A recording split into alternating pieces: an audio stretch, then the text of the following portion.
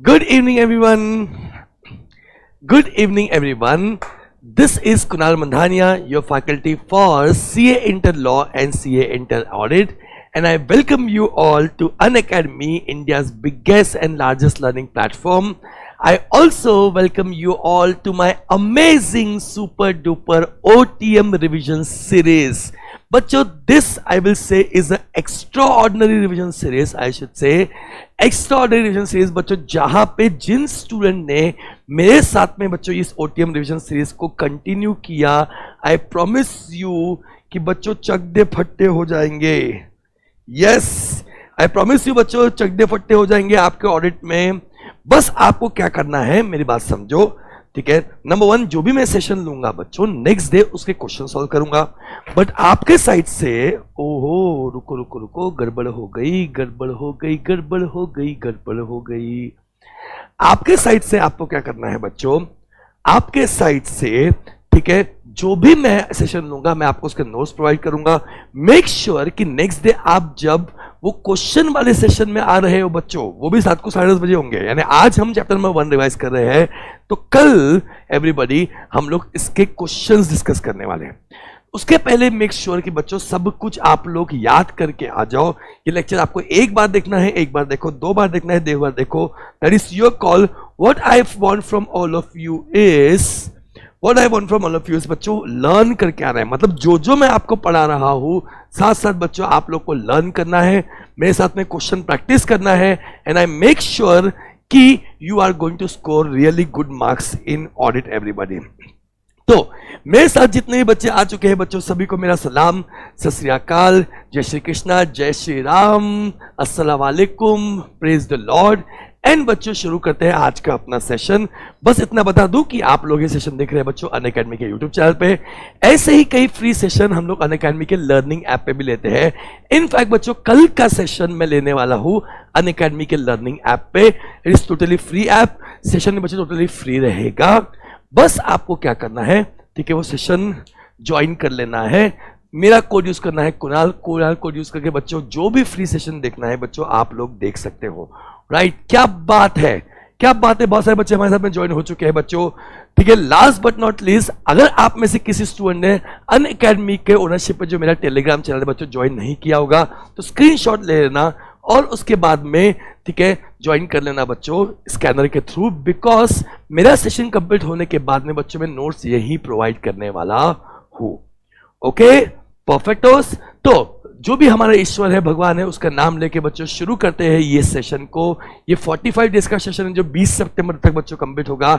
And let us pray and hope कि we are going to rock this session and बच्चों entire audit syllabus. Right, तो आज मैं आप लोगों को रिवाइज करा रहा हूं बच्चों with first chapter of audit. First chapter में सीधा मैं आपको लेके चलता हूं बच्चों primary objective of audit and secondary objective of auditor. Right, तो ऐसे 200 के हिसाब से बच्चों ये प्राइमरी ऑब्जेक्टिव है. बट आई रियली वांट कि बच्चों में थोड़ा सा उसको रिफाइन करूं.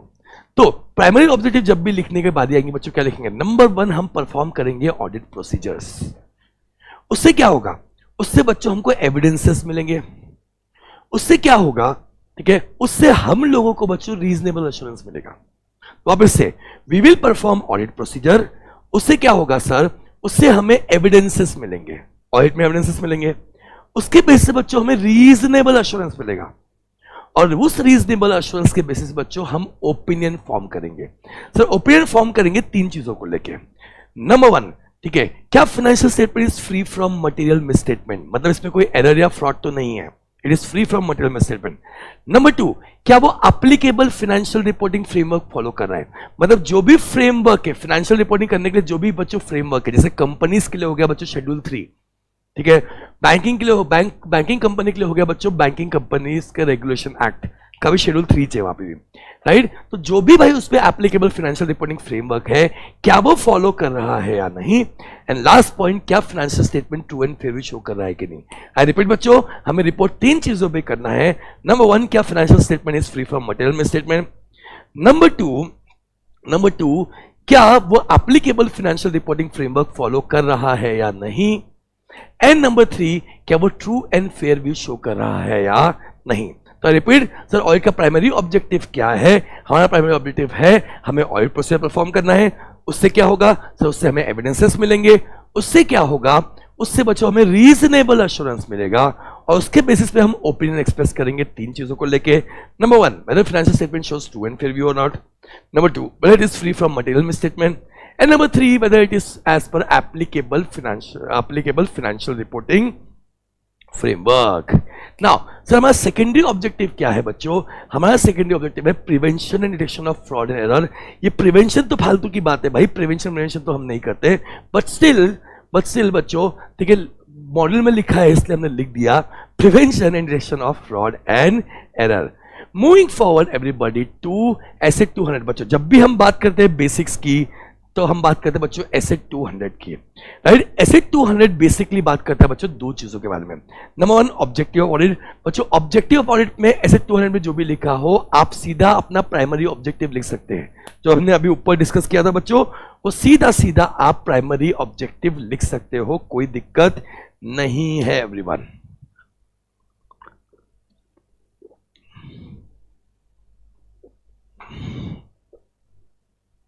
यस। नंबर 2 बच्चों हम बात कर रहे हैं what is responsibility of auditor, requirement of auditor या prerequisites of auditor. In short SA 200 बोलता है कि बच्चों ऑडिटर में कौन कौन से गुण होने चाहिए। याद रखना बच्चों, एज पर एसेट 200, ठीक है, ऑडिटर में 5 गुण होने चाहिए। Number 1 is ethical requirement. There are certain ethical requirements जो एज अ ऑडिटर आपने फॉलो करना चाहिए, राइट? ठीक है, इसके लिए बच्चों की निमोनिक देता हूं मैं आपको। निमोनिक है ओ आई सी, ठीक है, ओ हो गया, आई हो गया स्क्वायर और सी हो गया बच्चों क्यूब, ठीक है, ओ आई स्क्वायर सी क्यूब, ओ आई सी। तो एथिकल रिक्वायरमेंट कितने बच्चों? ओ आई सी 6 एथिकल रिक्वायरमेंट्स है। ओ से है ऑब्जेक्टिविटी, आपको सिर्फ नाम लिखने हैं, मैं आपको एक्सप्लेनेशन नहीं दूंगा, जरूरत भी नहीं है आपको, ठीक है। आई से बच्चों 2 है। नंबर 1 ऑडिटर ने इंटीग्रिटी फॉलो करना चाहिए, एंड नंबर 2 इंडिपेंडेंट होना चाहिए, अनबायस्ड होना चाहिए, राइट? तो ऑब्जेक्टिविटी ओ से हो गया, आई 2 हो गया आपके, एक हो गया आपका इंटीग्रिटी, एक हो गया आपका इंडिपेंडेंस, और सी है बच्चों 3। पहले सी से है कॉन्फिडेंशियलिटी, मतलब during your course of audit आपको जो भी चीजें मालूम पड़ती है बच्चों अपने थर्ड पार्टी को यानी बाहर वालों को डिस्क्लोज नहीं करना चाहिए। इसे बोलते हैं बच्चों रूल ऑफ कॉन्फिडेंशियलिटी, जो बोलता है auditor should not disclose any confidential information which he has acquired in his course of audit to any third party मतलब बाहर वालों को, ठीक है। रूल ऑफ कॉन्फिडेंशियलिटी बच्चों बाहर वालों के लिए वर्क करता है, बट इसके 2 एक्सेप्शन है जो आप लोगों को याद रखना है। Number 1 law permits, number 2 client permits.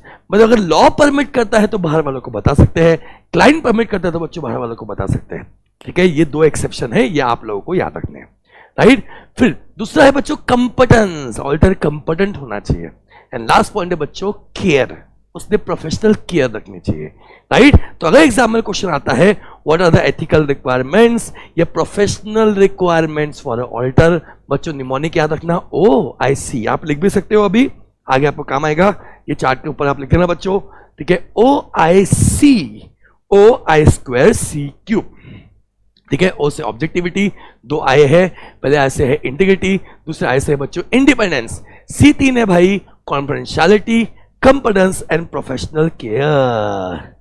All right everybody, moving forward to second point बच्चों, that is professional skepticism. So professional skepticism मतलब क्या होता है, लेमैन टर्म से बात करें तो बच्चों आपने अलर्ट रहना चाहिए, ठीक है। इसको अगर मैं एग्जैक्ट डिफरेंशिएशन की बात करूं बच्चों, it's attitude of questioning mind, auditor ने हर स्टेप को क्वेश्चन करते रहना चाहिए। And number 2 being alert to situations that show suspicion, जहां भी सस्पिशन दिखा मेरे भाई ऑडिटर ने वहां पे क्या होना चाहिए, अलर्ट होना चाहिए कि भाई कहीं यहां गड़बड़ी तो नहीं है। So what is professional scepticism? I repeat, it's the attitude of number 1 questioning mind और being alert to situations that show suspicion, okay, ठीक है, 2 पॉइंट हो गए। नंबर 3 है प्रोफेशनल जजमेंट। प्रोफेशनल जजमेंट मतलब ओ शिट, सॉरी यार laptop का वो डाला बन गया, ठीक है। प्रोफेशनल जजमेंट मतलब क्या होता है बच्चों? प्रोफेशनल जजमेंट का मतलब होता है कि ऑडिटर में प्रोफेशनल डिसीजन मेकिंग एबिलिटीज होनी चाहिए। प्रोफेशनल जजमेंट मतलब क्या होता है बच्चों? ऑडिटर में प्रोफेशनल डिसीजन मेकिंग एबिलिटीज होनी चाहिए, आ जाएगा वापस, ठीक है, प्रोफेशनल डिसीजन मेकिंग एबिलिटीज होनी चाहिए। देन एवरीबॉडी, ठीक है। फिर आते हैं पॉइंट नंबर 4 पे, ये बोलता है auditor should always collect audit evidence which is sufficient and appropriate. मतलब हम हवा में रिपोर्ट नहीं देते भाई, हम ऑडिट एविडेंस कलेक्ट करते हैं फिर रिपोर्ट देते हैं। बट ऑडिट एविडेंस कैसे कलेक्ट करना है बच्चों? Sufficient and appropriate. सफिशिएंट मतलब quantity wise sufficient and appropriate मतलब क्वालिटी वाइज अप्रोप्रिएट। इसमें बच्चों एग्जाम में ट्रू और फॉल्स आता है। सफिशिएंसी मेजर करते हैं क्वांटिटी वाइज, मतलब कितने जगह से आप एविडेंसेस ले रहे हो। एंड अप्रोप्रिएट बात करता है बच्चों, अप्रोप्रिएट बात करता है क्वालिटी वाइज, कि आप जिससे एविडेंस ले रहे हो उसकी क्वालिटी क्या लेवल की है बच्चों, राइट। इस पर डिटेल डिस्कशन हम लोग करेंगे आगे जाके हम करेंगे जब हम ऐसे 500 बच्चों पढ़ने वाले। बट आप मेरे साथ में रिवाइज करते रहो, ये पॉइंट याद रखना है बच्चों। लास्ट पॉइंट नंबर 5, ऑडिटर ने हमेशा हमेशा हमेशा हमेशा हमेशा ऐसे यूज करना चाहिए ऑडिट करते समय, ठीक है। ऐसे मतलब स्टैंडर्ड्स ऑन ऑडिटिंग। ऑडिटर ने बच्चों हमेशा ऐसे यूज करना चाहिए जब वो ऑडिट कर रहा है। ओके एवरीबॉडी, ऐसे मतलब क्या होता है सर? ऐसे मतलब होता है स्टैंडर्ड्स ऑन ऑडिटिंग। ऑडिटर ने हमेशा ऐसे यूज करना चाहिए जब वो ऑडिट कर रहा है। इसके बच्चों 2 एक्सेप्शन है, ठीक है। कहां ऐसे यूज नहीं भी किया तो चलेगा। नंबर 1 जहां बच्चों ऐसे, अब मेरे को एक बार ना वो चालू करना पड़ेगा कि मेरे हाथ से बंद हो गया था, मैंने चार्जिंग करना भूल गया था।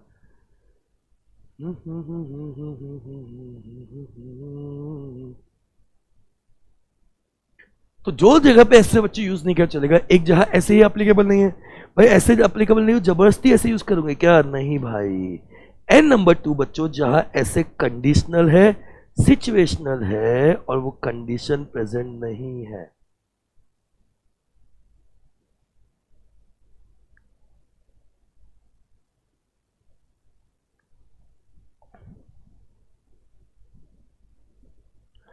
It should be great if you provide notes in advance so that we can be able to mark. ठीक है बेटा, नेक्स्ट क्लास से I will do that. Next class से I promise you I will do that. ठीक है, next class से बच्चा, ठीक है। मैं आज के दिन आप एक काम करो, साथ साथ ठीक है, अभी आप अपने पेन से लिख दो। अब मैं क्या करूंगा, कल की क्लास से बच्चों मैं आपको नोट्स एडवांस से प्रोवाइड करूंगा, जो भी रिविजन होंगी उसमें। ठीक है, परफेक्ट। आप ये बोला, आई will do it. So sir, ऐसे स्टूडेंट की हम बात कर रहे थे बच्चों, बात करता है objectives of audit and requirements of auditor. Sir requirements of auditor मतलब ऑडिटर में 5 गुण होने चाहिए। नंबर 1 इज बच्चों एथिकल रिक्वायरमेंट, हमने देखा OI²C³। Number 2 professional scepticism is the attitude of questioning mind और being alert to situations that show suspicion. Number 3 बच्चों प्रोफेशनल जजमेंट। प्रोफेशनल जजमेंट मतलब प्रोफेशनल डिसीजन मेकिंग एबिलिटीज होनी चाहिए। नंबर 4 बच्चों use of ऐसे, auditor ने हमेशा ऑडिट एविडेंस कलेक्ट करना चाहिए which is sufficient and appropriate. Sufficient means बच्चों quantity wise sufficient and appropriate means quality wise appropriate. Last point, auditor ने हमेशा हमेशा हमेशा ऐसे यूज करना चाहिए बच्चों, यूज ऑफ स्टैंडर्ड्स कंपलसरी। जब आप ऑडिट कर रहे हो आपको स्टैंडर्ड यूज करना बच्चों कंपलसरी है। इसके 2 एक्सेप्शन है लेडीज एंड जेंटलमैन। नंबर 1 जहां ऐसे ही एप्लीकेबल नहीं है भाई, जहां ऐसे ही एप्लीकेबल नहीं है यूज नहीं करते तो चलेगा। नंबर 2 जहां ऐसे कंडीशनल है, सिचुएशनल है बच्चों, और वो कंडीशन और सिचुएशन वहां प्रेजेंट नहीं है। ओके एवरीबॉडी, देखो जनवरी 21 में बच्चों क्वेश्चन था, explain the fundamental principles of professional ethics. ठीक है, fundamental principles of professional ethics मतलब वो एथिकल रिक्वायरमेंट की बात कर रहा है बच्चों। ठीक है, integrity, objectivity, competence, care, confidentiality, ये सारे पॉइंट्स है बच्चों। इसका निमोनिक मैं आपको दे चुका हूं, OI²C³। नेक्स्ट बच्चों इंपॉर्टेंट है प्रोफेशनल स्केप्टिसिज्म। एग्जाम में कई बार ये भी क्वेश्चन आ चुका है, right a short note on professional scepticism. वैसे तो मैं क्वेश्चंस कल रात को आपको 10:30 बजे डील कराने वाला हूं, बट क्योंकि मैं स्केप्टिसिज्म पढ़ा ही रहा था बच्चों, तो मैं आगे बढ़ा देता हूं इस पॉइंट को। सो सर, प्रोफेशनल स्केप्टिसिज्म क्या होता है? It's attitude of questioning mind और being alert to situations that show suspicion. So ये तो पॉइंट क्लियर हो गया अपना।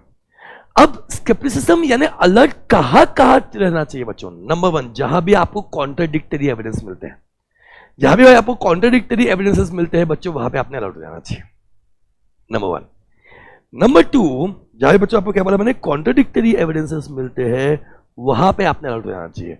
नंबर 2 जहां पे रिलायबिलिटी ऑफ डॉक्यूमेंट्स को लेकर क्वेश्चन हो रहा है कि आपको लग रहा है डॉक्यूमेंट रिलायबल है कि नहीं, वहां आपने अलर्ट हो जाना चाहिए। जहां आपको जो रिस्पॉन्स मिल रहा है इंक्वायरी से वो गड़बड़ी मिल रही है बच्चों, आप लोगों ने अलर्ट हो जाना चाहिए। मतलब अलर्ट 3 जगह पे होना चाहिए, जहां एविडेंसेस कॉन्ट्राडिक्टरी हो, नंबर 2, जहां डॉक्यूमेंट्स की लाइबिलिटी को लेके क्वेश्चन हो, या बच्चों जहां पे आपको अनरिलायबल रिस्पॉन्सेस मिल रहे हैं। अब सर प्रोफेशनल स्केप्टिसिज्म मेंटेन करने का फायदा क्या होता है बच्चों? ये 3 बात है। नंबर 1, ठीक है, अनयूजुअल सर्कमस्टेंस को आप ओवरलुक नहीं करते, मतलब कोई भी अनयूजुअल चीज है तो आप उस पर ध्यान दोगे, you will be alert. Number 2, आप चीजों को ओवर जनरलाइज नहीं करते। लास्ट पॉइंट, आप रॉन्ग अजम्पशंस नहीं बनाते, you don't make inappropriate assumptions ladies and gentleman. Okay, ठीक है, एक बार फिर से बच्चों रिवाइज कर रहा हूं, 4 मार्क के लिए क्वेश्चन आएगा। प्रोफेशनल स्केप्टिसिज्म के ऊपर शॉर्ट नोट लिखो। हम लिखेंगे professional scepticism is attitude of questioning mind और being alert to situations that show suspicion. जहां भी सस्पिशन दिखा वहां हम अलर्ट हो जाएंगे बच्चों। नंबर 2, अलर्ट कहां रहना चाहिए? 3 जगह पे, जहां पे कॉन्ट्राडिक्टरी एविडेंसेस मिल रहे हैं, जहां पे बच्चों डॉक्यूमेंट्स की लायबिलिटी को लेकर क्वेश्चन आ रहा है, या जहां पे बच्चों इंक्वायरी अनरिलायबल आ रही है।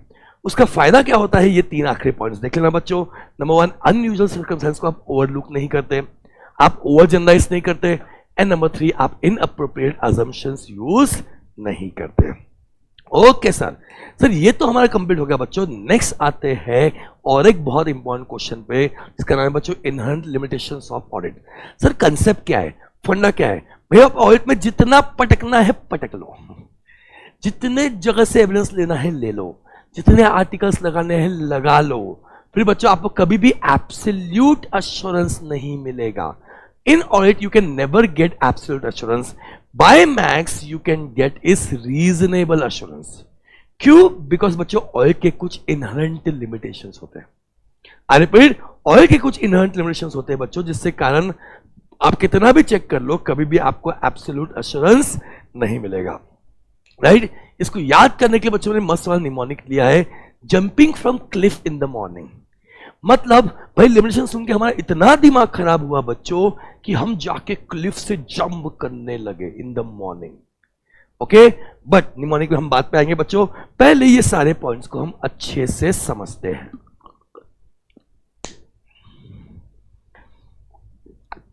पहले क्वेश्चन के लिए आएगा, आने के चांसेस बच्चों A+ है।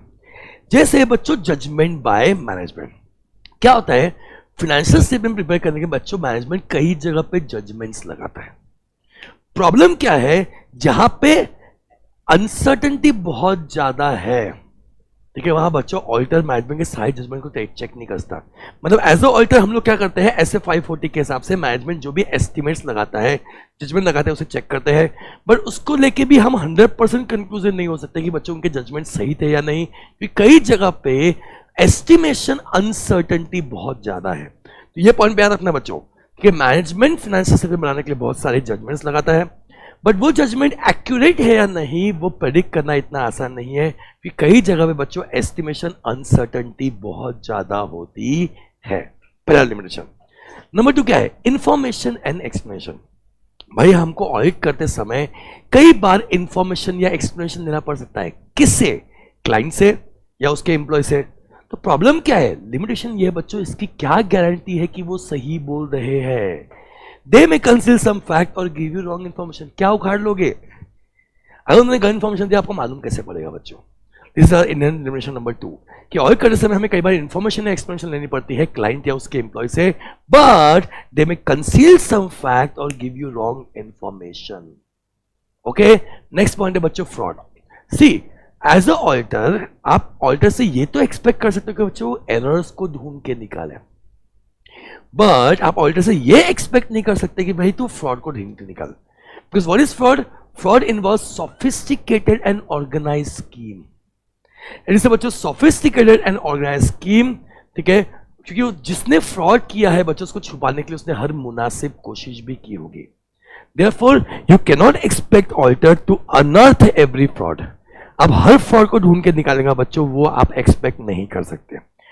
राइट, नेक्स्ट पॉइंट है बच्चों लीगल पावर। अरे भाई कुछ गड़बड़ी आपको लग भी रही है, तुम्हारे पास लीगल पावर ही क्या है? तुम्हारे पास लीगल पावर ही क्या है? ठीक है भाई, तुम चेक तो कर सकते हो लेकिन तुम इन्वेस्टिगेट नहीं कर सकते। तुम चेक तो कर सकते हो बच्चों, तुम इन्वेस्टिगेट नहीं कर सकते। सर्च करना, सीजर करना, ये सब लीगल पावर बच्चों हमारे पास होता ही नहीं है। इसी के लिए एक बहुत ब्यूटीफुल सेंटेंस बोला जाता है बच्चों कि ऑडिटर, ठीक है, is a watch dog, he is not a blood hound. Auditor is a watch dog, he is not a blood hound. वो वॉच तो कर सकता है, लेकिन अगर कुछ पनिश करना है, इन्वेस्टिगेट करना है बच्चों, तो वो नहीं कर सकता। राइट। नेक्स्ट पॉइंट है बच्चों कॉस्ट। अरे भाई कई ऑडिट प्रोसीजर परफॉर्म करने के लिए बच्चों बहुत सारा टाइम, एफर्ट एंड कॉस्ट लग जाता है, बट वो जस्टिफाई ही नहीं करता। कई बार कॉस्ट बहुत ज्यादा होता है अच्छे से ऑडिट करने का, जितने हमको बच्चों बेनिफिट हो रहे हैं। कॉस्ट बहुत ज्यादा होता है बच्चों जिसके हमको बेनिफिट है। बट एक और पॉइंट जिसमें बच्चों ट्रू और फॉल्स आता है, ये सुन लो। ठीक है, कॉस्ट ज्यादा होता है, आप बहुत सारे प्रोसीजर नहीं कर पाते, बट सिर्फ टाइम, एफर्ट या कॉस्ट ज्यादा लग रहा है, this can not be a valid basis कि आप कोई प्रोसीजर को स्किप कर दो। ऑडिट में बच्चों बहुत क्लियरली बोला गया है, सिर्फ टाइम ज्यादा लग रहा है, एफर्ट ज्यादा लग रहा है, कॉस्ट ज्यादा लग रहा है, this is not a valid basis कि आप कोई प्रोसीजर को क्या कर दो बच्चों, स्किप कर दो। ओके एवरीबॉडी, ठीक है।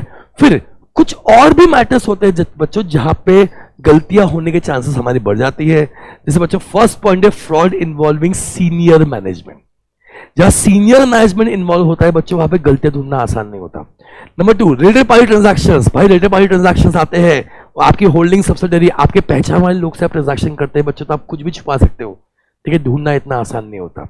फिर लॉस के नॉन कंप्लायंसेस बच्चों ढूंढना इतना आसान नहीं होता। एंड लास्ट पॉइंट, फ्यूचर में गोइंग कंसर्न इंपैक्ट होगा या नहीं होगा, कि बच्चों ऐसे 560 के हिसाब से गोइंग कंसर्न इफेक्ट हो रहा है तो बच्चों ऑडिटर को रिपोर्ट करना पड़ता है। बट भाई इंडिकेटर्स कोई कंक्लूसिव नहीं होता है, इससे कोई अश्योरेंस नहीं मिलता कि भाई गोइंग कंसर्न सही में खतरे में आने वाला है या नहीं।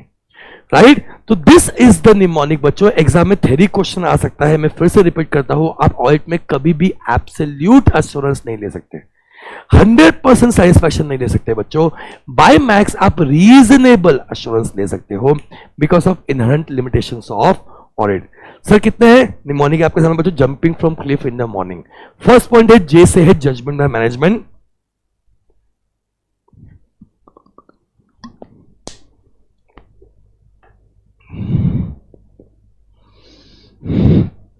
फर्स्ट पॉइंट है बच्चों जे से judgement by management. Is it clear? ठीक है, मैनेजमेंट के जजमेंट्स को हम चेक करते हैं बट गारंटी नहीं कि उनकी जजमेंट सही है या नहीं, बिकॉज एस्टिमेशन अनसर्टेनिटी बहुत ज्यादा है। क्लिफ का सी से बच्चों कॉस्ट। ठीक है, कई बार कॉस्ट ऑडिट करने का कॉस्ट जो होता है बच्चों बहुत ज्यादा होता है, उसके बेनिफिट से पैसे नहीं मिलते हम लोग को। ठीक है, एल से बच्चों लीगल पावर। हमारे पास लीगल पावर ही क्या है भाई, हम चेक तो कर सकते हैं, हम इन्वेस्टिगेट नहीं कर सकते। आई से इंफॉर्मेशन एक्सप्लेनेशन। कई बार बच्चों ऑडिटर इंफॉर्मेशन लेता है, एक्सप्लेनेशन लेता है फ्रॉम क्लाइंट और employ, but they may conceal some fact और गिव यू रॉन्ग इंफॉर्मेशन, तुम क्या ही कर लोगे। एफ से बच्चों फ्रॉड। अगर उन्होंने फ्रॉड किया है तो fraud is organised and systematic scheme. You can not expect auditor कि भाई सारे फ्रॉड ढूंढ के निकालेगा। मॉर्निंग के 4 पॉइंट बच्चों एम से है जहां सीनियर मैनेजमेंट इन्वॉल्व है। आर से है बच्चों रिलेटेड पार्टी ट्रांजैक्शंस। एन से है बच्चों non compliances of laws and regulation. और जी से बच्चों going concern. Okay everybody, this are inner limitations of audit. जितने भी स्टूडेंट्स मेरे साथ में है, thank you so much Ahmad, love you too बच्चा। ठीक है, जितने बच्चे मेरे साथ में लाइव देख रहे हैं बच्चों, मैं फिर से बोल रहा हूँ, ठीक है, आई विल ट्राई, पर बच्चों ये रिविजन्स है, मैं यहाँ पे एक्सप्लेनेशन पार्ट थोड़ा कम दूंगा, मैं रिविजन्स करवा रहा हूँ आप लोग को। पर आप अगर सोचेंगे फर्स्ट टाइम ऑडिट कर रहे हैं सर इसी क्लास से नैया पार लग जाएंगे, क्या लग सकती है, प्रोवाइडेड आप लोग फिर बहुत मेहनत कर रहे हो उस पर। लेकिन जो रिवाइज कर रहे हैं मेरे साथ में बच्चों, इसके लिए बेस्ट सेशन होगा, ये मैं आपको प्रॉमिस करता हूँ। ना सिर्फ ये क्लासेस पूरी ओटीएम सीरीज, बल्कि पूरे question solving sessions, test series conduct करने वाले हैं हम। ठीक है, हर वीक बीच बीच में 2-2 हफ्ते के एक बाद में बच्चों सब कुछ मिला के this will be really really beneficial for you, जहां आपके हर एंगल में बच्चों हम लोग चेक करने वाले हैं। ओके सर, अभी बच्चों 2 इंपॉर्टेंट पॉइंट रखना है, इसमें ट्रू और फॉल्स आ सकता है, याद रखना, इसमें ट्रू और फॉल्स भी आता है बच्चों। ऐसे 200 बोलता है कि हमारा 2 काम नहीं है बच्चों, we do not comment on. Number 1 efficiency and effectiveness of management. भाई हमारा काम है फाइनेंशियल स्टेटमेंट पे रिपोर्ट करना। ठीक है, हम कभी मैनेजमेंट की एफिशिएंसी इफेक्टिवनेस के बारे में रिपोर्ट नहीं करते। Number 2 future viability of enterprise. Future में कितना प्रॉफिट कमाएंगे नहीं कमाएंगे, अरे भाई फ्यूचर पे हम रिपोर्ट ही नहीं करते, हम रिपोर्ट करते हैं हिस्टोरिकल इंफॉर्मेशन पे जो हो चुका है बच्चों। हम रिपोर्ट करते हैं बच्चों हिस्टोरिकल इंफॉर्मेशन पे जो हो चुका है। Is it clear? ठीक है, हम फ्यूचर वायबिलिटी की बात नहीं करते। इसका एक एक्सेप्शन है बच्चों, एक्सेप्शन क्या है, अगर गोइंग कंसर्न इंपैक्ट पड़ रहा है तो ऐसे 560 बोलता है कि भाई आपको रिपोर्ट करना पड़ेगा। और गोइंग कंसर्न इंपैक्ट पड़ रहा है बच्चों, ऐसे 560 बोलता है आप लोगों को रिपोर्ट करना पड़ेगा। क्या बात है बच्चों, चलते चलते हमने ऐसे 200 भी कंप्लीट कर दिया। जहां हमने ऑब्जेक्टिव ऑडिट देखा प्राइमरी और सेकेंडरी, जहां हमने बच्चों रिस्पॉन्सिबिलिटीज ऑफ ऑडिटर देखा कितने 5, ethical requirement, professional scepticism, professional judgement, sufficient appropriate audit evidence and use of SAs. And बच्चों उसके साथ साथ हमने देख लिया इनहेरेंट लिमिटेशंस ऑफ ऑडिट और ऐसे 200 की 2 एडिशनल रिक्वायरमेंट। क्या बात है सर। इससे मूव करते हैं नेक्स्ट क्वेश्चन पे बच्चों, टाइप्स ऑफ ऑडिट।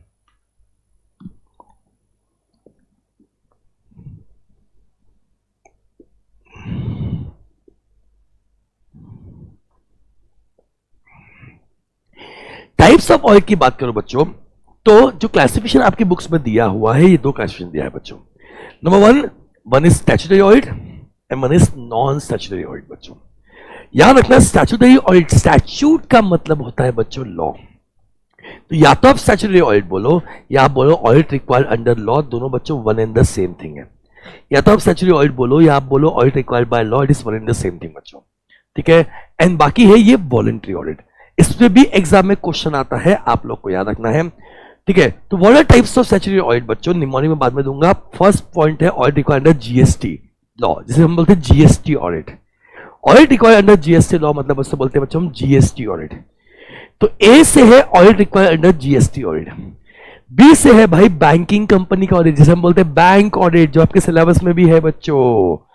फिर सी से है, सी 4 है बच्चों, एक है कंपनी का ऑडिट जिसे हम बोलते हैं कंपनी का स्टैट्यूटरी ऑडिट, दूसरा है बच्चों कॉर्पोरेट सोसाइटी का ऑडिट, तीसरा है बच्चों चैरिटेबल ट्रस्ट का ऑडिट, एंड चौथा है बच्चों corporation setup under different act of parliament, मतलब स्टैट्यूटरी कंपनीज, आरबीआई हो गया, आईसीआई हो गया, form under separate act of parliament, right. And last point है बच्चों, नेक्स्ट पॉइंट है direct tax audit, tax audit बोलते हैं 44 AB के अंदर। एंड लास्ट है बच्चों इलेक्ट्रिसिटी कंपनी का ऑडिट। क्या बात है। तो अगर एग्जाम में क्वेश्चन आता है what are different types of statutory audit, या एग्जाम में क्वेश्चन आता है बच्चों कि what are audit required under law, तो आपको याद रखना है बच्चों this are the audits required under law and this are various types of statutory audit. Mnemonic क्या है, A B C D E, simple A B C D E. उसमें C है 4, ए से है audit required under GST law, B से है bank audit, सी 4 है बच्चों कंपनी का ऑडिट, कॉर्पोरेट सोसाइटी का ऑडिट, चैरिटेबल ट्रस्ट का ऑडिट एंड कॉर्पोरेशन का ऑडिट, डी से है बच्चों डायरेक्ट टैक्स ऑडिट, एंड ई से है बच्चों इलेक्ट्रिसिटी कंपनी का audit. Okay everybody, next move करते बच्चों वॉलंटरी ऑडिट। तो प्रोप्राइटर फर्म का ऑडिट करना, पार्टनरशिप फर्म का ऑडिट करना बच्चों, ये सब क्या है, वॉलंटरी ऑडिट है, वॉलंटरी ऑडिट है, ठीक है।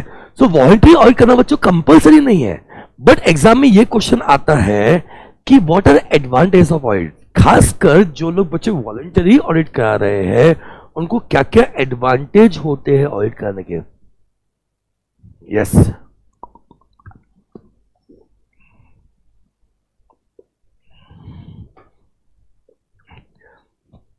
तो मैं सेम निमोनिक फॉलो कर रहा हूं जो मैंने उधर किया था बच्चों, ताकि आपको एक फ्लो बनाए रहे।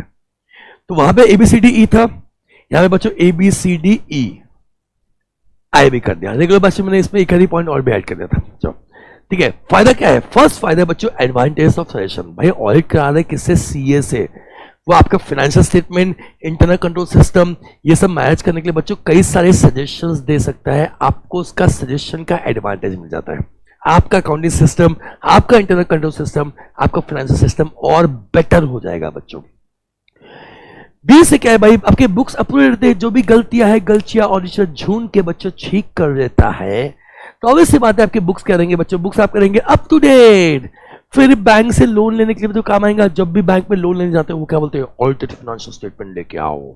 तो ठीक है भाई, ऑडिट करवा देंगे, ऑडिट फाइनेंशियल स्टेटमेंट लेके जाएंगे और क्या ही होगा। ठीक है, नेक्स्ट पॉइंट क्या है भाई, मॉरल चेक ऑन एम्प्लॉय। मतलब बच्चों क्या, अगर ऑडिट हो रहा है तो एम्प्लॉय क्या करेगा, एम्प्लॉय बच्चों गड़बड़ी करने से डरेगा कि भाई गड़बड़ी नहीं करना वरना ऑडिटर ढूंढ लेगा। एम्प्लॉय बच्चों हमेशा मॉरल चेक रहता है, राइट। फिर it helps in decision making. भाई अगर फाइनेंशियल स्टेटमेंट ऑडिटेड है मतलब वो सही है, और वो सही है मतलब बच्चों फाइनेंशियल स्टेटमेंट में आपको जो डिसीजंस लेने हैं वो आप डिसीजंस प्रॉपर्ली ले सकते हो। एक नंबर सर। नेक्स्ट क्या है, it also help in solving dispute. बच्चों जब भी डिस्प्यूट होता है, मैटर कोर्ट में जाता है, लेबर कोर्ट में जाता है, ट्राइब्यूनल में जाता है, ट्रिब्यूनल में जाता है, तो वो लोग क्या बोलते हैं, जाके ऑडिटेड फाइनेंशियल स्टेटमेंट लेके आओ। ठीक है भाई, तो डिस्प्यूट सॉल्व करने में वो हेल्प हो जाता है, ऑडिट करवा लेंगे और क्या ही होगा। ठीक है, नेक्स्ट पॉइंट क्या है बच्चों, it helps you in detecting frauds and errors. तो ई से क्या है भाई, एरर्स, एरर्स एंड फ्रॉड ढूंढने में बच्चों हेल्प करता है। एंड लास्ट पॉइंट है भाई, इंश्योरेंस कंपनी इंश्योरेंस क्लेम देने के लिए आपको ऑडिटेड फाइनेंशियल स्टेटमेंट लेके आने के लिए बोलती है। तो इतने सारे फायदे दिए हुए हैं भाई, एग्जाम में 3-4 मार्क का क्वेश्चन होगा तो 5-6 पॉइंट फेंक के मार दियो और क्या ही होगा। तो ठीक है, निम्न क्या बच्चों, A B C D E F G नहीं है, एच नहीं है, आई। ठीक है, फिर से रिपीट करता हूं बच्चों, ए क्या है, पहला पॉइंट ए से क्या है, ए से है आपको एडवांटेज मिलता है ऑडिटर से सजेशन का।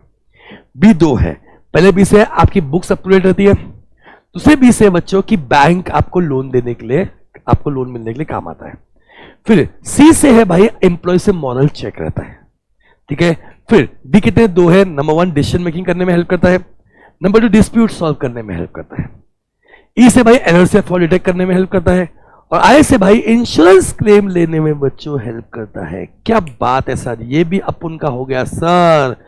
Moving forward to principal aspects to be covered in audit, और basic aspects to be covered in audit, principal aspect to be covered in audit. बच्चों में ये यूट्यूब में नहीं बोलता, बिकॉज जो लिखा हुआ है ना आपके नोट्स में या मॉडल में वो बहुत ही मैकेनिकल है, बहुत ही मैकेनिकल है।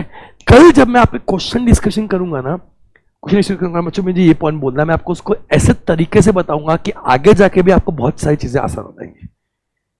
ठीक है, जो principal aspect covered in audit है, basic aspect covered in audit है बच्चों। ठीक है, I tell you it's a very better method, but वो कल मैं स्पेशल क्लास में जब आप क्वेश्चन डिस्कशन करूंगा ना 10:30 बजे, तब बच्चों वो बता दूंगा आपको। ठीक है, नेक्स्ट आते हैं बच्चों इंडिपेंडेंट ऑडिट। इस पे भाई 2-3 क्वेश्चन तो एकदम छपा छपा के बच्चों पूछता है। ठीक है, this is very important for certain questions, मैं बताऊंगा बच्चों वो क्वेश्चंस क्या है। ठीक है, और क्वेश्चन को हम डिस्कशन करने वाले हैं। तो बात करते हैं मेरे प्यारे प्यारे नालायक को इंडिपेंडेंट ऑडिट के बारे में।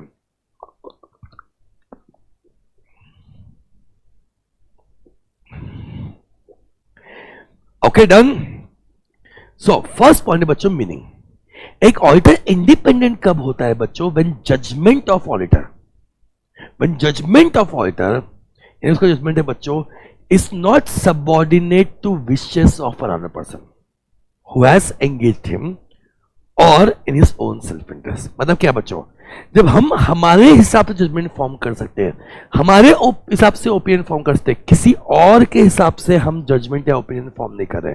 When judgement of auditor is not subordinate to wishes और will of another person who has appointed him, या उसके खुद के सेल्फ इंटरेस्ट है बच्चों, तब जाके हम बोलेंगे ऑडिटर ने क्या होना चाहिए, ऑडिटर क्या है, इंडिपेंडेंट है, अनबायस्ड है। ठीक है, लॉ बोलता है independence should be in form of both, number 1 by mind and number 2 personal characteristics। मतलब क्या भाई, सुपरफिशियली कोई डिस्क्वालिफिकेशंस फॉलो नहीं हो रहे, कुछ गड़बड़ी नहीं दिख रही, तो बच्चों वो इंडिपेंडेंट ऐसा नहीं होता। ठीक है, वो माइंड से इंडिपेंडेंट होना चाहिए, and it's a personal characteristics. कोई सुपरफिशियल डिस्क्वालिफिकेशन नहीं है तो इंडिपेंडेंस होगा, सिर्फ ऐसा ही नहीं होना चाहिए। ये बच्चों स्टेप्स टू सेफगार्ड इंडिपेंडेंस, ये सिर्फ नॉलेज के लिए पढ़ना है, इस पे एग्जाम में क्वेश्चन नहीं आते। क्या क्या स्टेप्स लिए गए कि ऑडिटर इंडिपेंडेंट होगा, मैं फिर से बोल रहा हूं, नॉलेज के लिए पढ़ना है, इस पे एग्जाम में क्वेश्चन नहीं आते। राइट, नंबर 1 इज बच्चों रोटेशन ऑफ ऑडिटर। एक बंदा बहुत साल तक काम नहीं करेगा, चेंज कराओ। ठीक है, नंबर 2, अगर फाइनेंशियल स्टेटमेंट मैनेजमेंट बना रहा है तो ऑडिटर शेयर होल्डर ने अपॉइंट करना चाहिए। हाँ, ये भी सही है।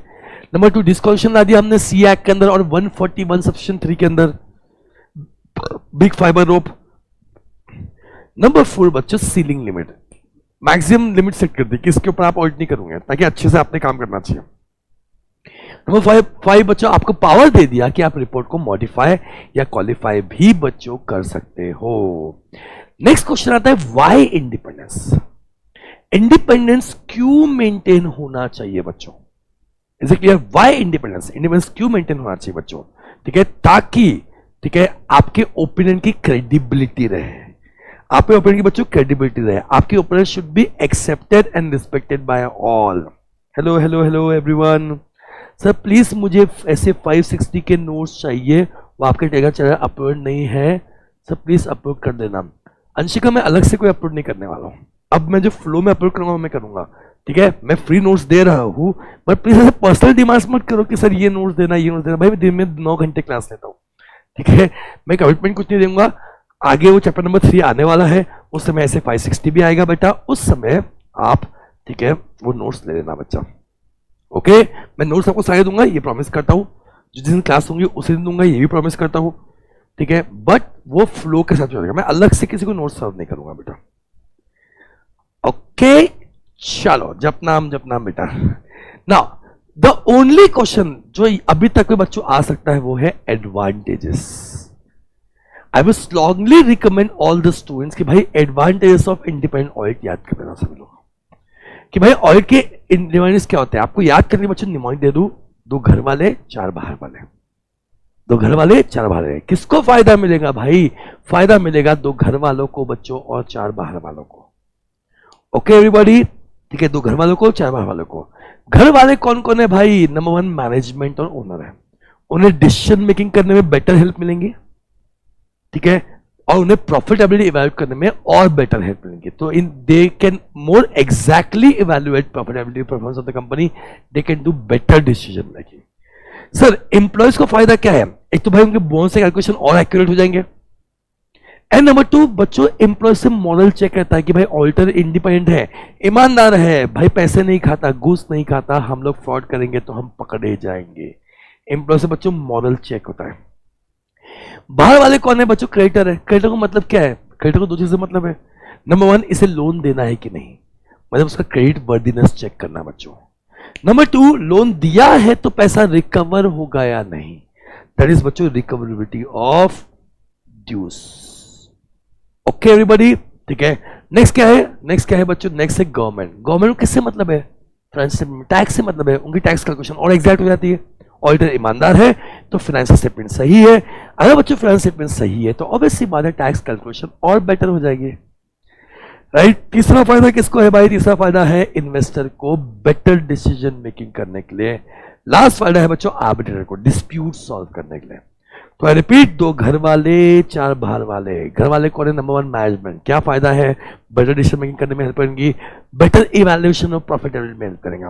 नंबर 2 कौन है? नंबर 2 बच्चों एम्प्लॉय, उन पे मॉरल चेक रहता है, अगर ऑडिटर इंडिपेंडेंट होता है, सबसे इंपॉर्टेंट पॉइंट वही है, और बोनस कैलकुलेट करने में बच्चों हेल्प करता है। ओके, 4 बाहर वाले कौन है? ठीक है, क्रेडिटर, लोन देना है कि नहीं, यानी उसका क्रेडिट वर्दीनेस चेक करना, और दिया तो पैसा वापस मिलेगा या नहीं, रिकवरेबिलिटी ऑफ ड्यूज चेक करना। दूसरा बच्चों गवर्नमेंट को टैक्स कैलकुलेशन करना है, इन्वेस्टर को इन्वेस्ट करना है कि नहीं वो डिसाइड करना है, एंड आर्बिट्रेटर को डिसाइड करना है भाई डिस्प्यूट सॉल्व करने में हेल्प मिलती है, ठीक है। तो आप देख सकते हो कितने फायदे हैं सर, कितने फायदे हैं सर। ऑडिटर अगर इंडिपेंडेंट होता है, ईमानदार होता है, अनबायस्ड होता है, पर बच्चों ये ईमानदार या अनबायस्ड होना इतना आसान नहीं है। अरे पेड़, ये ईमानदार या अनबायस्ड होना बच्चों इतना आसान नहीं है। There are certain threats to independence.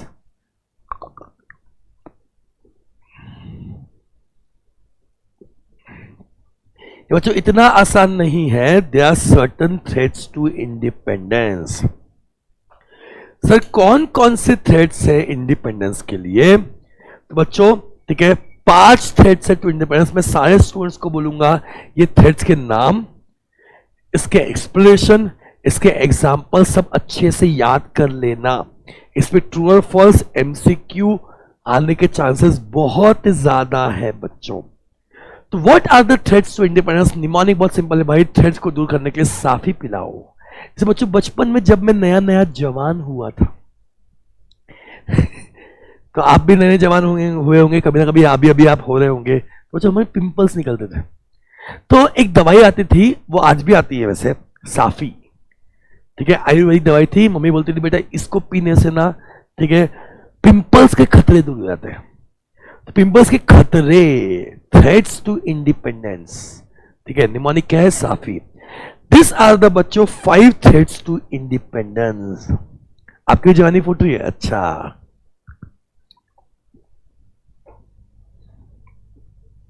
There are 5 threats to independence बच्चों। Number 1 self interested, S. Number 2 second S से बच्चों सेल्फ रिव्यू थ्रेड। ए से है बच्चों एडवोकेसी थ्रेड, एफ से है बच्चों फैमिलियरिटी थ्रेड, और आई से है बच्चों इंटिमिडेशन थ्रेड। आई से है बच्चों intimidation threat. Okay everybody, this are the 5 threats to independence. शुरू करते हैं बच्चों अपना पहला थ्रेड। ठीक है, आराम सुनना। सेल्फ इंटरेस्टेड ये क्या होता है सुनना। सेल्फ इंटरेस्टेड वो होता है जब आपकी ऑडिटिंग फर्म या आपके पार्टनर्स या आपके एसोसिएट खुद बेनिफिट फ्रॉम फाइनेंशियल इंटरेस्ट। मेरा खुद का इंटरेस्ट क्या है बच्चों? सेल्फ इंटरेस्ट क्या है कि भाई मुझे क्लाइंट से बहुत फायदा मिल रहा है, या आगे जाके बच्चों क्लाइंट से फायदा मिलने वाला है, या तो भाई क्लाइंट से फायदा मिल रहा है या बच्चों क्लाइंट से फायदा मिलने वाला है। ठीक है, सेल्फ इंटरेस्ट खुद के ये थ्रेड से। इसके कारण क्या होगा बच्चों? मैं क्लाइंट का सीधा रिपोर्ट को क्वालिफाई नहीं करूंगा, मैं थोड़ा सा उसके हिसाब से चलूंगा बच्चों, ईमानदारी से काम नहीं करूंगा, थोड़ा सा बायस हो जाऊंगा। ओके, ये सारे थ्रेड्स में मैं बच्चों बायस हो रहा हूं। ठीक है, ये याद रखना। ओके सर, एग्जांपल्स देखना बच्चों। ये एग्जांपल्स याद करना मैं फिर से सारे बच्चों को बोल रहा हूं, एग्जांपल्स याद करना, this will be really very important. Number 1 direct और indirect financial interest in the client. Number 2 loan guarantee to और फ्रॉम क्लाइंट, यानी बच्चों लोन हम क्लाइंट को दे रहे हैं या क्लाइंट से ले रहे हैं, फाइनेंशियल इंटरेस्ट है बच्चों हमारा। Number 3 undue depends on client fees. भाई एक ही बड़ा क्लाइंट है मेरे पास, मुझे लाख 1.5 लाख रुपए महीने का फीस देता है, भाई इसके खिलाफ कैसे जाऊंगा? Number 4 close business relationship. ठीक है। नंबर 5 पोटेंशियल एम्प्लॉयमेंट, मुझे और भी आगे काम मिल सकते हैं बच्चों। ये पांचों आप देखोगे। ठीक है, फाइनेंशियल इंटरेस्ट है मेरा, मैं लोन दे रहा हूं या लोन ले रहा हूं बच्चों, undue dependence on client fees है, क्लोज बिजनेस रिलेशनशिप्स है, पोटेंशियल। ये कौन है भाई? ये क्यों आ जाते हैं बीच में? हैव अ गुड टाइम ब्ला ब्ला ब्ला, क्या पता नहीं क्या ही है।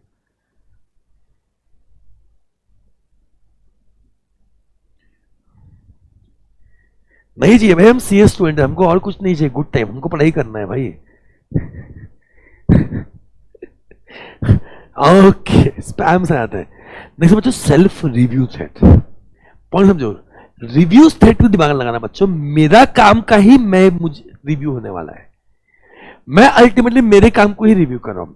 Doing review of any judgement और conclusion reached in a previous audit और नॉन ऑडिट एंगेजमेंट। मतलब पहले जो मैंने काम किया था इस क्लाइंट के साथ में, अब कहीं ना कहीं मेरे काम ही मेरे बीच में आ रहा है, तो ईमानदारी से रिपोर्ट करूं या नहीं करूं बच्चों, ये हो गया मेरा सेल्फ रिव्यू थ्रेड। जैसे एग्जांपल देखो बच्चों, पहले मैं ही इन्हें मैनेजमेंट सर्विस दिया करता था, अब वही काम मुझे चेक करना पड़ेगा क्योंकि ऑडिट तो लास्ट ईयर करना पड़ता है। Number 2 I was director employ of the company. भाई मैंने फाइनेंशियल बनाया था, अब मैं ऑडिटर हूं, बट भाई मेरा काम ही मुझे चेक करना पड़ रहा है। I was internal auditor of the company or any advisor of the company. I was engaging setting up the IT system. मतलब कहीं ना कहीं बच्चों मैं क्लाइंट को कोई सर्विसेज प्रोवाइड कर रहा था पिछले साल, अब इस साल मैं ऑडिटर बना हूं, तो पिछले साल का मेरे काम को भी बच्चों मुझे चेक करना पड़ सकता है। यस, थर्ड है बच्चों एडवोकेसी थ्रेड। एडवोकेट करना मतलब क्लाइंट के बारे में बोलना। ठीक है, यहां प्रॉब्लम क्या है बच्चों? ठीक है, क्लाइंट को अब मैंने एडवोकेट किया है, मतलब क्या? मतलब देखो जो एग्जांपल देखना। ठीक है, अगर मैं क्लाइंट के शेयर्स और सिक्योरिटीज में डील करता हूं, एडवोकेट कर रहा हूं लोगों को आगे, या बच्चों मैं क्लाइंट के केसेस वेसेस हैंडल कर रहा हूं, स्क्रूटनी केसेस हैंडल कर रहा हूं, तो वहां मैं अगर क्लाइंट को एडवोकेट कर रहा हूं तो भाई इसकी गलती कैसे बताऊं लोगों को?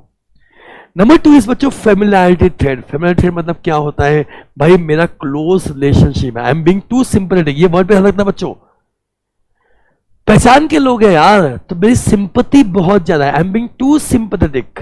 सिंपैथी दिखा तो फेमिलियरिटी थ्रेड पे क्लिक करना, सारे बच्चे याद रखना। सिंपैथी दिखा तो फेमिलियरिटी थ्रेड पे बच्चों क्लिक करना, ये याद रखना है वर्ड। ठीक है, एग्जांपल क्या है? भाई अपना रिलेटिव वहां पे काम करता है, भाई अपना पार्टनर अभी वहां पे डायरेक्टर है, अरे भाई पहचान के लोग हैं अपने यार भाई। ठीक है, क्लाइंट से सालों से रिलेशनशिप है भाई, हर दिवाली दशहरे में शादी में हम बुलाते एक दूसरे को। लास्ट पॉइंट, क्लाइंट हमें गिफ्ट देते रहते दिवाली में, हम वो एक्सेप्ट भी कर देते हैं। कहीं ना कहीं हमारा उनसे क्या है बच्चों, एक क्लोज अच्छा रिलेशनशिप है, क्लोज अच्छा रिलेशनशिप है। Okay everybody, yes sir. Moving forward to next threat बच्चों, that is intimidation threat. Intimidate करना मतलब डराना या धमकाना। डिटर्ड फ्रॉम, हमें डिटरेंस करना, हमें डराना धमकाना, डिटर करना। डिटर वर्ड को बच्चों याद रखना, ठीक है। क्या example sir, threats of replacement और डिसएग्रीमेंट, भाई हम तुझे निकाल देंगे, डरा रहा है भाई ये। Number 2, pressure to reduce fees, तेरी फीस कम कर देंगे, डरा रहा है बच्चा। ये हो गया आपका इंटिमिडेशन थ्रेट। ओके बच्चों, ये सारे थ्रेड्स के एग्जांपल्स याद रखना, मैं फिर से बोल रहा हूं, this will be really very very very very very very very very very important. Okay चलो सर, ठीक है आगे बढ़ते हैं। This is also important question बच्चों, आजकल ये क्वेश्चन बहुत हिट चल रहा है।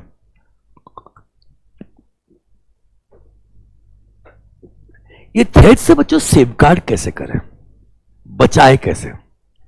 नंबर 1 भाई, आपने इंडिपेंडेंस मेंटेन करना चाहिए, ये आपको याद करना पड़ेगा, कोई निमोनिक नहीं है बच्चों, लेकिन याद करो।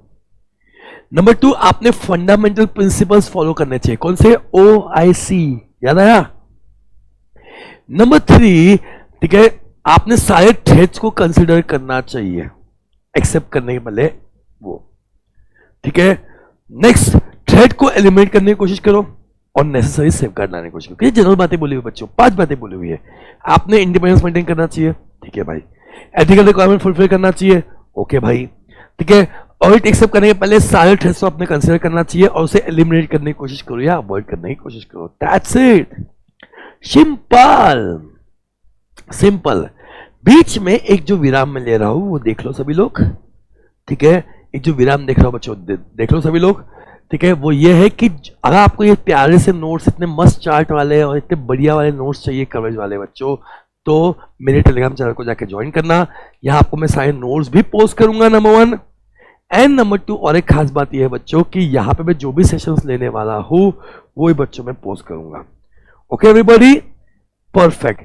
आई फील टाइम हुआ है 10:20 और 2 बड़े स्टैंडर्ड्स मेरे बाकी है बच्चों। ऐसे 210 फर्स्ट चैप्टर बाकी है, ऐसे 220 बाकी है, तो क्या बोलते हैं, एक 5 मिनट का ब्रेक ले सभी लोग, क्या बोलते हैं बच्चों। फुल एनर्जी के साथ में रिवीजन हो जाएंगे, आपकी भी एनर्जी आएंगी, मेरी भी एनर्जी आ जाएंगी, ठीक है। व्हाट विल डू इज बच्चों, एक 5 मिनट का नोट्स कर लेते हैं। प्रियंका मैं अभी अपलोड नहीं कर सकता बेटा, क्योंकि ये पीपीटी में, पीपीटी से मुझे कन्वर्ट करना पड़ेगा पीडीएफ में। बच्चों ब्रेक मेरा भी है, आई अंडरस्टैंड कि आप नोट्स अपलोड करने क्यों बोल रहे हैं बेटा, ठीक है, बट मैं नोट्स दे रहा हूं, सब नोट्स देते नहीं, पहले बात समझो, ठीक है। आज के सेशन में मैच कर लो, नेक्स्ट सेशन के नोट्स आपको पहले से दे दूंगा। ओके तो हो जाए ब्रेक, यस सर हो जाते हैं बच्चों ब्रेक। क्या करेंगे, 5 मिनट का एक ब्रेक ले लेंगे।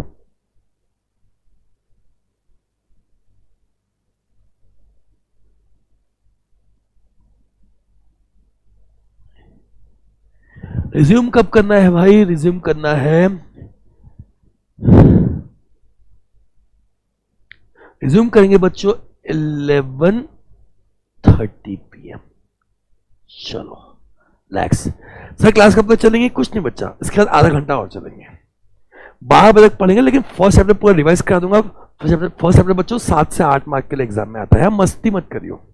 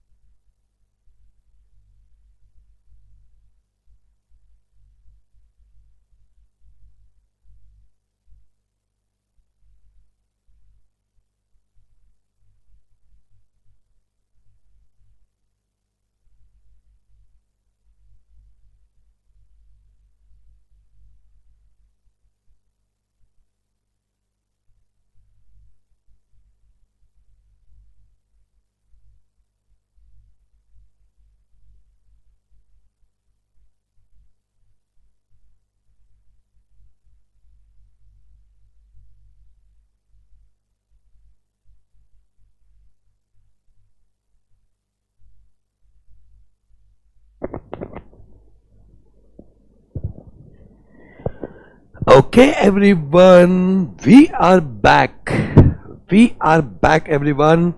चलो जल्दी रिवाइज करते हैं बच्चों, आगे बढ़ते हैं, शुरू करते हैं. नाउ मूविंग टू एसे 210. देखो बच्चों, ठीक है, तो बात अगर हम करें तो ठीक है, फ्लो में सबसे पहले जब ऑडिटर अपॉइंट होता है बच्चों, वो प्रिलिमिनरी एंगेजमेंट एक्टिविटी करता है. आई रिपीट, जब भी बच्चों ऑडिटर अपॉइंट होता है वो प्रिलिमिनरी एंगेजमेंट एक्टिविटी करता है. प्रिलिमिनरी एंगेजमेंट एक्टिविटी में वो ऐसे 210 के हिसाब से टर्म्स एंड कंडीशन एग्री करता है, क्लाइंट के साथ में बैठ के सारे टर्म्स एंड कंडीशन एग्री करता है बच्चों. Is it clear? और ऐसे 220 के हिसाब से क्लाइंट कंटिन्यूअस रिलेशनशिप चेक करता है. आई रिपीट, ऐसे 220 के हिसाब से बच्चों वो क्लाइंट कंटिन्यूअस रिलेशनशिप चेक करता है. तो बात कर रहे हैं बच्चों, ये सब स्कोप ऑफ तो काम का नहीं है, वो मैं रिवीजन में नहीं पढ़ा था, वो मैं रेगुलर क्लास में पढ़ाता हूं बच्चों. Pre conditions of audit. Pre conditions मतलब क्या है भाई? ये कंडीशन तो एग्जिस्ट होने ही चाहिए, यहां मांडवली करने का ऑप्शन नहीं है. ठीक है, ये चीजें हम एग्री नहीं करेंगे भाई, ये तो भाई हमें चाहिए ही चाहिए. अगर प्री कंडीशन एग्जिस्ट करेंगे बच्चों तो हम ऑडिट एक्सेप्ट करेंगे, वरना हम ऑडिट एक्सेप्ट नहीं करेंगे. प्री कंडीशन कितने हैं? 2. नंबर 1, हमको मैनेजमेंट का फाइनेंशियल रिपोर्टिंग फ्रेमवर्क एक्सेप्टेबल होना चाहिए. हमें मैनेजमेंट का बच्चों फाइनेंशियल रिपोर्टिंग फ्रेमवर्क एक्सेप्टेबल होना चाहिए. नंबर 2, मैनेजमेंट जैसे फाइनेंशियल रिपोर्टिंग प्रेजेंट करता है बच्चों, वो फॉर्मेट हमें एक्सेप्टेबल होना चाहिए. नंबर 2, मैनेजमेंट ने अपनी रिस्पॉन्सिबिलिटी एक्सेप्ट करनी चाहिए. तो मैनेजमेंट की कितनी रिस्पॉन्सिबिलिटी है बच्चों? 3. Number 1, preparation and presentation of financial statement. Financial statement को प्रिपेयर करना और प्रेजेंट करना शेयर होल्डर्स को, ये रिस्पॉन्सिबिलिटी मैनेजमेंट की है. Number 2, designing and implementation of internal control system. Management is responsible system बनाने के लिए भी, ये हमारा काम नहीं है. नंबर 3 बच्चों, प्रोवाइडिंग ऑडिटर विथ. ऑडिटर को प्रोवाइड करना है क्या? वो भी बच्चों है 3 चीजें. Number 1, all information relevant for audit, all additional information asked by auditor, and unrestricted access to all person within or outside the entity. Unrestricted access देना है बच्चों within the outside, मतलब वो किसी से पूछताछ कर सके, उसे unrestricted access मिलना चाहिए. I repeat everybody, ठीक है. प्री कंडीशंस कितनी है बच्चों? 2. हमको मैनेजमेंट का फाइनेंशियल रिपोर्टिंग फ्रेमवर्क एक्सेप्टेबल होना चाहिए. नंबर 2, मैनेजमेंट ने अपनी रिस्पॉन्सिबिलिटी एक्सेप्ट करनी चाहिए. सर मैनेजमेंट की रिस्पॉन्सिबिलिटी कितनी है? 3. Number 1, preparation and presentation of financial statement. Number 2, designing and implementation of internal control system. And number 3, providing auditor with क्या? Number 1, all information relevant for audit, all additional information asked by auditor, and unrestricted access to all person within or outside the entity. एक बार pre condition exist कर रही है, हमें decide कर लिया बच्चों कि हम ऑडिट एक्सेप्ट करेंगे, तो हम मैनेजमेंट के साथ में बैठेंगे, सारे टर्म्स एंड कंडीशन एग्री करेंगे, और जो सारे टर्म्स एंड कंडीशन है बच्चों वो कहाँ लिखेंगे? वो लिखेंगे ऑडिट एंगेजमेंट लेटर में. तो ऑडिट एंगेजमेंट लेटर क्या होता है बच्चों? जहां पे हम टर्म्स एंड कंडीशन जो एग्री कर रहे हैं वो बच्चों लिख रहे हैं. जो टर्म्स एंड कंडीशन हम एग्री कर रहे हैं बच्चों, जो लिख रहे हैं, that is your audit engagement letter. Okay, ये कौन प्रिपेयर करता है? ऑडिटर प्रिपेयर करता है. ठीक है, उससे साइन लेता है मैनेजमेंट से, उसको एक कॉपी लेता है बच्चों. इसमें आप वैसे तो कोई भी टर्म्स एंड कंडीशन एग्री कर सकते हो सर, बट सबसे इंपॉर्टेंट है बच्चों कि what are the mandatory conditions. देखो फॉर्मेट लिखा हुआ है, ये सब ठीक है, एग्जाम में क्वेश्चन नहीं आते हैं. एग्जाम में क्वेश्चन आता है बच्चों ये mandatory contents of audit engagement letter, कि ऑडिट एंगेजमेंट लेटर में बच्चों क्या क्या चीजें होनी चाहिए. ठीक है, पहले आपको सारे पॉइंट बता दूं बच्चों, फिर याद करने के लिए आपको मस्त वाला एक निमोनिक बता दूंगा जो मेरे रेगुलर बैच के बच्चों ने लिखना शुरू भी कर दिया है. ठीक है, तो सर मैंडेटरी कंटेंट क्या है? ये तो भाई एंगेजमेंट में होना ही चाहिए. नंबर 1 बच्चों है scope and objective of audit of financial statement. ठीक है, scope and objective of audit of financial statement. भाई हमारा स्कोप क्या है, हमारा ऑब्जेक्टिव क्या है, वो उसमें लिखा होना चाहिए. नंबर 2 बच्चों, ऑडिटर की रिस्पॉन्सिबिलिटी क्या है, हम क्या क्या करेंगे. नंबर 2, मैनेजमेंट की रिस्पॉन्सिबिलिटी क्या है, वो क्या क्या करेंगे. ठीक है, नेक्स्ट पॉइंट है बच्चों, ठीक है, what is the applicable financial reporting framework, उसको आइडेंटिफाई करना. ठीक है, वो लिख देंगे कि हाँ भाई इनका एप्लीकेबल फाइनेंशियल रिपोर्टिंग फ्रेमवर्क ये है कि ये शेड्यूल 3 ऑफ कंपनीज एक्ट के हिसाब से लिखते हैं, schedule 3 of banking regulation act के हिसाब से बनाते हैं, जो भी होगा. राइट, नेक्स्ट पॉइंट बच्चों, ठीक है, हम expected form and content of audit report, यानी मैनेजमेंट को पहले बता दे, देखो कि भाई मेरा ऑडिट रिपोर्ट में मैं ये ऑडिट रिपोर्ट दूंगा, इन इन चीजों पे रिपोर्ट करूंगा, LFAR दूंगा, जो भी है, ठीक है, आपका expected form and content of audit report. और लास्ट पॉइंट उन्हें ये लिख देंगे भाई कि जैसे जैसे मुझे एविडेंसेस मिलते जाएंगे वैसे वैसे मेरा ऑडिट रिपोर्ट चेंज भी होते जाएगा। जैसे जैसे मुझे ऑडिट रिपोर्ट मिलते जाएंगे, ठीक है, चलिए इसको याद करने के बच्चों जबरदस्त निमोनिक बनाया है मैंने, वो है फोम। जैसे बच्चों साबुन से नहाने के लिए फोम जरूरी है, फोम के बिना मजा नहीं आता, राइट? वैसे ही बच्चों, ठीक है, एंगेजमेंट लेटर में भाई फोम कंपलसरी है, FOAM।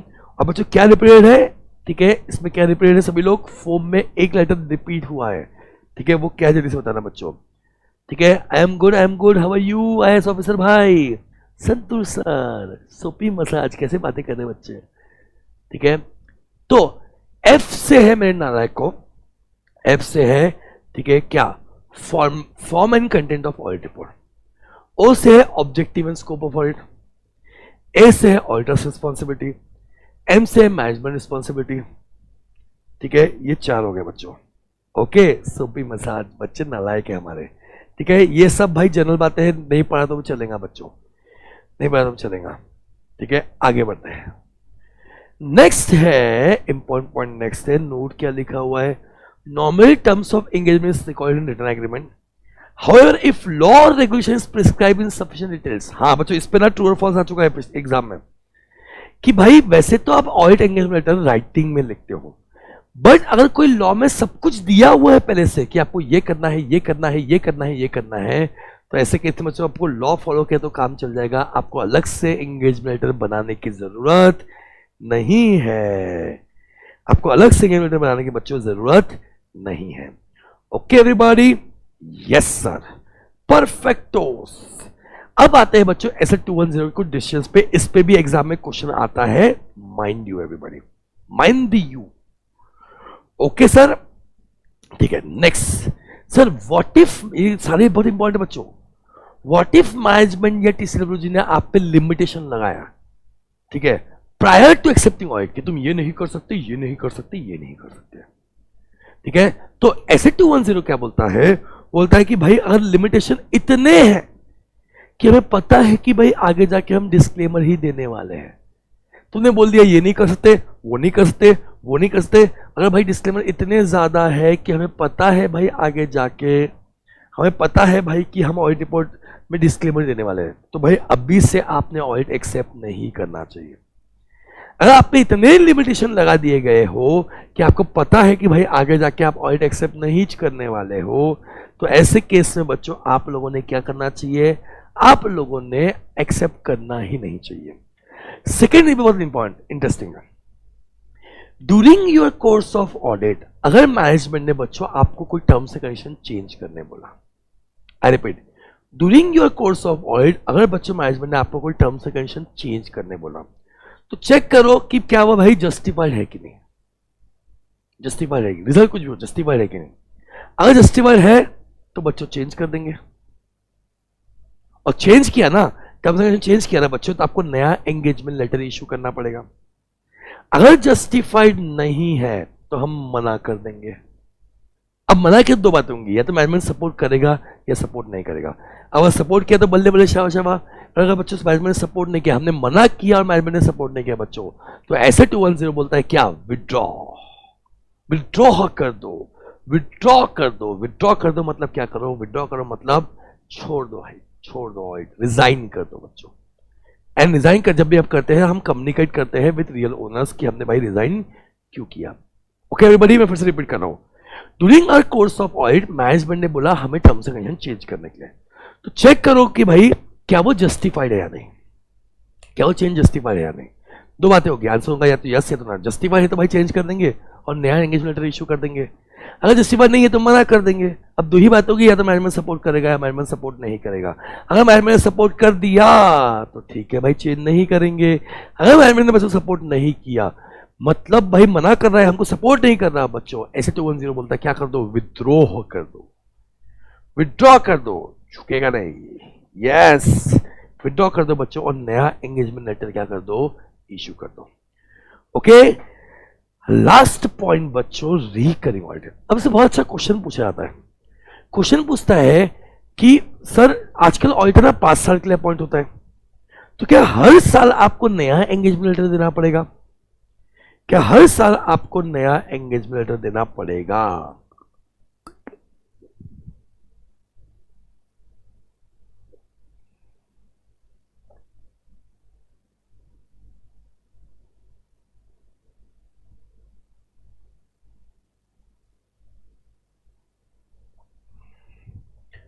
तो जनरली आंसर है बच्चों नो। जनरली आंसर है बच्चों नो। आपको हर साल नया एंगेजमेंट लेटर देने की जरूरत नहीं पड़ती। जनरली बच्चों आंसर है नो। ओके, बट अगर कुछ भी चेंज हो, जैसे ठीक है, जैसे बच्चों चेंज किस में हो? चेंज हो सपोज मैनेजमेंट में, चेंज हो ओनरशिप में, चेंज हो nature and size of entity में, चेंज हो लॉ में, चेंज हो फाइनेंशियल रिपोर्टिंग फ्रेमवर्क में, यानी कुछ भी चेंज हुआ या बच्चों मिसअंडरस्टैंडिंग हुआ तो नया लेटर देना पड़ेगा। बच्चों ये एग्जाम में क्वेश्चन कई बार आता है, हाँ, कि कब कब आपको नया एंगेजमेंट लेटर इश्यू करना पड़ेगा। तो आंसर बहुत सिंपल है, ठीक है, या तो मिसअंडरस्टैंडिंग के केस में या कुछ भी चेंज होता है। चेंज क्या होता है? Change in management, change in ownership, change in nature of business, change in law, change in FRF, कुछ भी चेंज हुआ तो बच्चों आपको नया एंगेजमेंट लेटर इश्यू करना पड़ेगा। Done everybody? यस। तो इसी के साथ बच्चों हमारा एसेट 210 कंप्लीट हो गया। अब बच्चों हमारा एक एसेट 220 बचा हुआ है। ये एसेट 220 दिख रहा है आपको, ये बचा हुआ है, मस्त जबरदस्त चार्ट बनाया उसका भी मैंने। एंड बच्चों उसके बाद में कुछ स्टैंडर्ड्स के बेसिक्स बचे हुए हैं, एंगेजमेंट स्टैंडर्ड्स के बच्चों बेसिक्स बचे हुए हैं।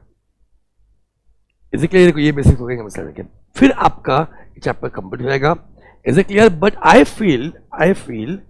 फील ऑनेस्टली कि हो गया, मेरा बस हो गया भाई। मैं जब भी पढ़ाता हूँ फुल एनर्जी से पढ़ाता हूँ। सर 2 टॉपिक कब पढ़ाएंगे हम लोग? टेंशन मतलब बच्चों, चैप्टर नंबर 2 स्टार्ट जिस दिन करूंगा उस दिन पहले मैं ये 2 टॉपिक पढ़ाऊंगा आपको। चैप्टर नंबर 2 होने वाला है, कब होने वाला है? मंडे, ट्यूसडे, वेडनेसडे को होने वाला है बच्चों, ठीक है। तो वेडनेसडे को भी होने वाला है चैप्टर नंबर 2। वो छोटा टॉपिक है तो उसके साथ में बच्चों ये भी पार्ट पढ़ लेंगे। चैप्टर नंबर 1 बहुत बड़ा है ना, उसके साथ में बच्चों ये भी पढ़ लेंगे। Done everybody? ठीक है, तो ध्यान सुनना बच्चों, कल रात को 10:30 बजे मैं आप लोगों को जितना अब पढ़ाया है चैप्टर नंबर 1 का हमने 80% पढ़ लिया है बच्चों, इसके क्वेश्चंस सॉल्व कराऊंगा। लिंक मिलेगा आपको टेलीग्राम चैनल पे, ठीक है। टेलीग्राम चैनल को जाके ज्वाइन कर लेना बच्चों, वहां आपको लिंक प्रोवाइड हो जाएगा। नंबर 2, इसी टेलीग्राम चैनल बच्चों मैं आज रात को अभी आपको नोट्स भी प्रोवाइड कर दूंगा। इसी टेलीग्राम चैनल बच्चों आपको आके नोट्स पढ़ा दूंगा, प्रोवाइड कर दूंगा, ठीक है। लास्ट बट नॉट लीस्ट मैं आप लोग ये बोलना चाहता हूँ बच्चों, देखो जो बच्चे रिवाइज कर रहे हैं इसके साथ में बहुत अच्छी बात है। आप पहली बार पढ़ रहे हैं, कई बच्चे पूछते सर पहली बार पढ़ रहे सर इससे हो जाएगा क्या? बच्चों एक बार समझो, ऑडिट का लास्ट का पेपर देखो आप लोग, ऑडिट का लास्ट का पेपर देखो बच्चों आप लोग, ठीक है। पहली बार पढ़ रहे हो तो थोड़ा कंसेप्ट बिल्डिंग करना बहुत जरूरी है बच्चों। I strongly advice if it is possible for you people, मैंने अभी रेगुलर बैच में बच्चों खत्म होने ही वाली है हमारी 10-15 दिन में। It is possible for you people 3 महीने का सब्सक्रिप्शन ले लो भाई, और ग्रुप 2 के सारे क्लासेस कर लो। क्यों रिस्क लेते हो? आपका कॉल है, आप पढ़ सकते हो कि इससे भाई मेरे रिविजन लेक्चर्स हो रहे हैं, बिल्कुल पढ़ो, कोई दिक्कत नहीं है। बट बच्चों इफ इट इज पॉसिबल 3 महीने का सब्सक्रिप्शन ले लो, क्लासेस कर लो, ज़्यादा बेटर है, ज़्यादा चांसेस बढ़ जाएंगे आपकी। अभी तो ग्रुप 2 की फास्ट ट्रैक बैच भी शुरू हुई 3 अगस्त से, सारथी बैच के नाम से, वो भी आप कर सकते हो, ओके। और मेरे रिविजन लेक्चर्स भी है, कोई टेंशन नहीं है।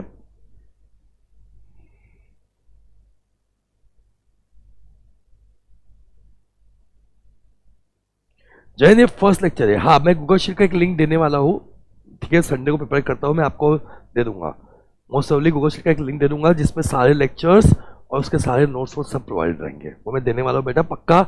मोस्ट ऑफली कल शाम तक मैं बना देता हूँ उसको, ओके एवरीबॉडी। बाकी अनअकैडमी सब्सक्रिप्शन के बहुत फायदे हैं, आपको पता है अनलिमिटेड एक्सेस मिलता है, आप 1 महीने से लेकर 48 मंथ सब्सक्रिप्शन ले सकते हो। याद रखना अगर अनअकैडमी सब्सक्रिप्शन ले रहे हो बच्चों, यूज करो मेरा कोड KUNAL कुणाल।